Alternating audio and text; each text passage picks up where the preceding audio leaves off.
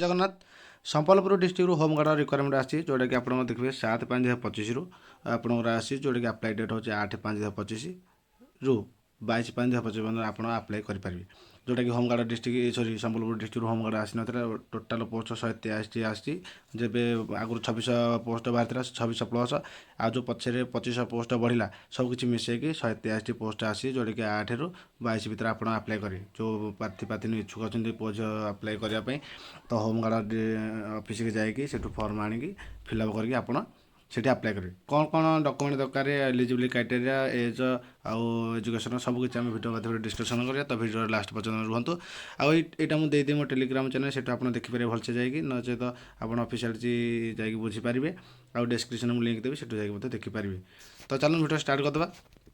देखो आपको कहीदेली 183 पोस्ट बाहर जोटा कि 8/5/25 रु 22/5/25 पर्यटन आप आप्लाय करेंगे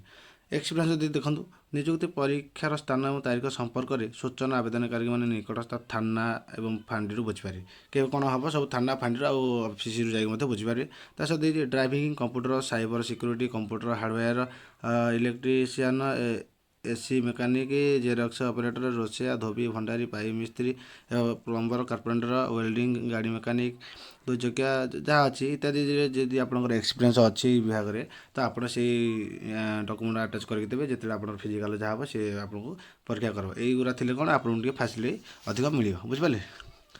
जदि आवेदनकारी संख्या देखो जदि आवेदनकारी संख्या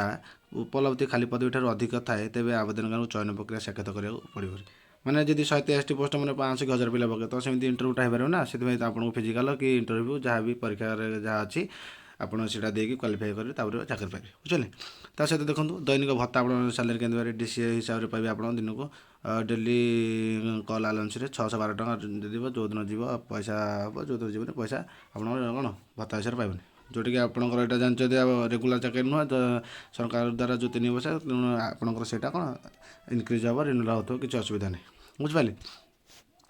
ता सहित देखो आपंकर कार्यकाल 3 वर्ष निजुक्ति श्रृंखला बहिष्कार अन्य आप भलसे पढ़ीपारे जो रूल अनुसार होती आवेदन करने स्थान क्योंकि आप आवेदन करेंगे आवेदन फर्म संबलपुर जिलार समस्त थाना उपखंड अधिकारी एसडीपीओ कार्यालय होमगार्ड कमांडेंट कार्यालय टाउन पुलिस थाना संबलपुर निकटस्थ मानक उपलब्ध अच्छी इच्छुक प्रार्थी से आणिकी आप भलसे बुझिकी सब डॉक्यूमेंट हरिका फिलअप करके कौन फिलअप कर देखी चाहिए करके आप आप्लाय करेंगे दरखास्त आवेदन कर आरंभ तारीख हूँ 8/5/25 रु टी पूर्व कहते 8/5/25 रु 22/5/25 भितर आप आप्लाय करेंगे बुझिपारे तापर देखो योग्यता आप कौन अच्छी योग्यता आवेदनकारी संबलपुर जिलार स्थायी बासिंदा होता निहत संबलपुर डिस्ट्रिक्टर से जड़े होते स्थायी बासिंदा ना पकई पारे ना आवेदनकारी अति कम पंचम श्रेणी आप अति कम पंचम श्रेणी पास करते से आप्लाय करेंगे ता तलू खाली पारे ना आवेदनकारी ओडिया लिखिपारे पढ़ी पारे शुणी पारे कही पारे निहत भाव ओडिया जेहेतु ओडिया सब कुछ करें आवेदनकारी सुस्थ भल शरीर शारीरिक दुर्बलता मुक्त होते अच्छा मैंने फिजिकाल फिटनेस थी दरकार आवेदनकारी बयस 1/1/25 सुधा ये बयस कथा कहती 1/1/25 सुधा 20 वर्ष अधिक और 60 वर्ष कम होता व्यक्ति से मझे आप एज हो पकईपारे ता सहित आवेदनकारी चरित्र भल गुड क्यारेक्टर कौन केस बास नथिबे से कही प्रार्थी निजर खर्च यातायात खाଇବା और रहा व्यवस्था निजे करेंगे जेहेतु होम डिस्ट्रिक्ट रही घर जी आशा करे कि असुविधा नहीं कौन खर्च हो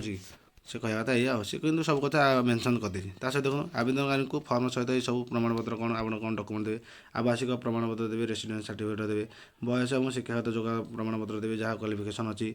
4टी गोटी पासपोर्ट फोटो देवे दक्षता अनुसार प्रमाणपत्र जो एक्सपीरियंस आ सब डॉक्यूमेंट आप भोटर आईडी की आधार आईडी प्रूफ हिसाब से देवे जहाँ भी सब डॉक्यूमेंट अटैच करके देदेवे बुझिपारे किसी भी छाड़बे कौन कारण से रिजेक्ट करेंगे जहाँ आप क्वालिफिकेशन सबकि देवे बुझिपारे ता सहित टी द्रष्टव्य देजी जदि आवेदनकारी आवेदन पत्र